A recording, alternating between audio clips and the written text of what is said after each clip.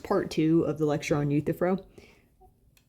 Euthyphro begins with Euthyphro walking in to try his father for murder. And Socrates is like, well, why the hell would you do that? And Euthyphro says, well, because it's the pious thing to do. Now, Socrates, he's going in to hear an indictment against him that he's impious, that he's not honoring the gods. So he is like, great, perfect. Euthyphro, you know what piety is? Tell me what it is. And remember, when we're talking about what is X questions, what we're interested in is the form. That's what Plato's interested when it comes to these Platonic dialogues. He's not looking for a working definition or what might be the case, like the literal thing itself, define that. And Euthyphro says, oh, that's what the gods love. Oh, that's what's pious. And Socrates' response to this is like, well, don't the gods disagree? Like, if you really take seriously, your religious beliefs, seems obvious that they disagree. And that they're disagreeing about something very important, not just, whether or not it's cold outside, but values and what's right and wrong. And Euthyphro agrees. And this is not just an issue for polytheistic religion, this would be an issue for a monotheistic one, because if you take seriously religious text, there is a change. There's some change of mind, disagreement across time. This just is something that's there in the text. And even if you don't accept that objection, just wait. Well, there's this back and forth before Euthyphro finally says, well, what is beloved by the gods is pious, and what is not beloved by them is impious. And this is just a form of divine command theory. Now, when you read pious in the Euthyphro, just read it as like, what is morally correct or what is ethical is loved by the gods, and what is unethical, what is not morally correct, is not loved by the gods. So just input whatever term for morality you want for piety, and that's what's actually being talked about. And divine command theory, all it says is moral principles are commanded by God. So that's what grounds a moral principle. That's what makes it true, is that it's commanded by God. So it's worth like actually writing that out. Moral principles are commanded by God.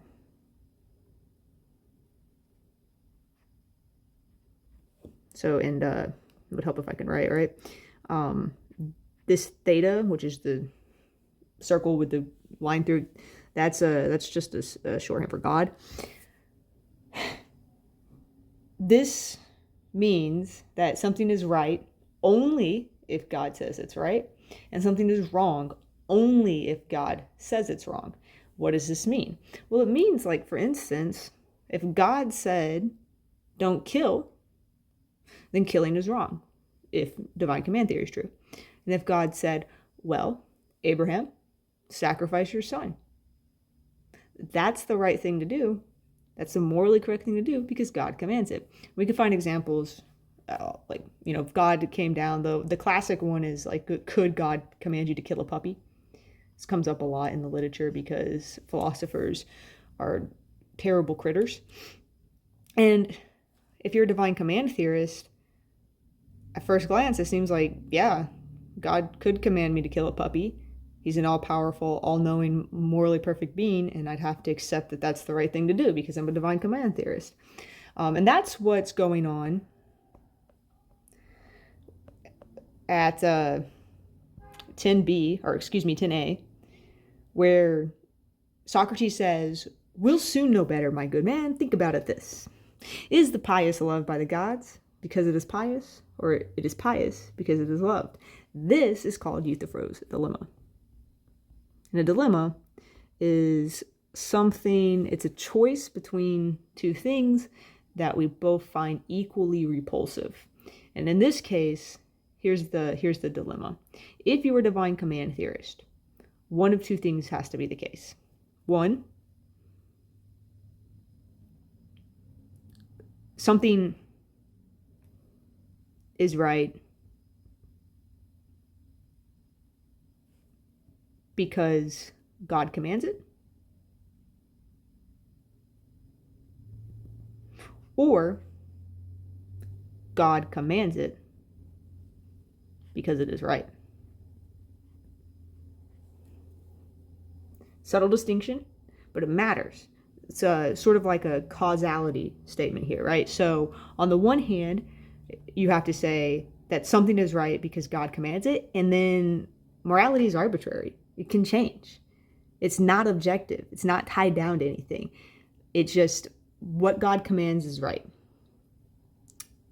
So you say, no, that's not the case. God commands it because it's right. Let's take the other horn of the dilemma. Well, that means that God is not the ultimate source of moral principles. So we're getting moral principles from God, maybe, but they're not right because God commands them. He's just telling us something that is outside of him that's objectively correct, maybe, and he's sharing it with us. So you either get an arbitrary morality or you get a less in control of God. And this is really unsavory to a lot of people who want to be divine command theorists. And there are responses, some better than others. So you can do what Euthyphro does and just ignore it because it's real hard and you got to go get your dad tried for murder. You can bite the bullet, which is basically to just accept one horn of the dilemma. And usually what's accepted is, I say usually it's too strong. Usually what you get is something is right because God commands it. Some people will argue that God made humans a particular way, that certain things wouldn't help us be good people, and so that is what's constraining the sort of commands God gives. And our nature can't just arbitrarily be changed. And additionally, some people say like, well,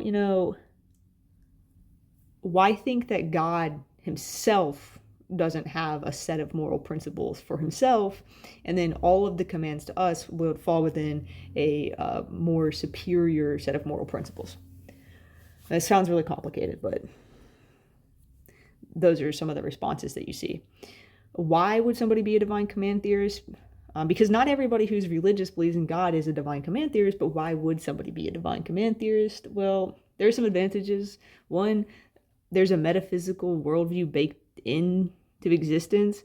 If you believe in God, you think the world was created by God to be a particular way, and that includes morality, and so you have a metaphysical explanation for the source of moral principles, so you just get that offhand. You don't have to try really hard. There's moral accountability. So if you do something wrong, you will be held accountable.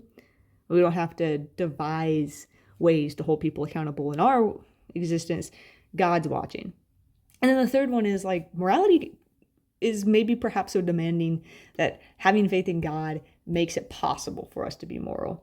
So there's just some reasons why some people are divine command theorists, why Euthyphro might be a divine command theorist, and some responses to Euthyphro's dilemma. So to reiterate, Euthyphro's dilemma is basically either, if divine command theory is true, either God commands it because it's right, or it's right because God commands it. And the issue with it being right because God commands it is that it makes morality empty and arbitrary. And the issue with it being, with God commanding it because it's right, is that we actually then don't have an explanation for the source of moral principles. And it kind of makes God seem less powerful. And this dilemma comes out in this conversation about things being carried and the purpose of horse trainers and so forth. So it's a really convoluted section of the text, but that's what's going on there.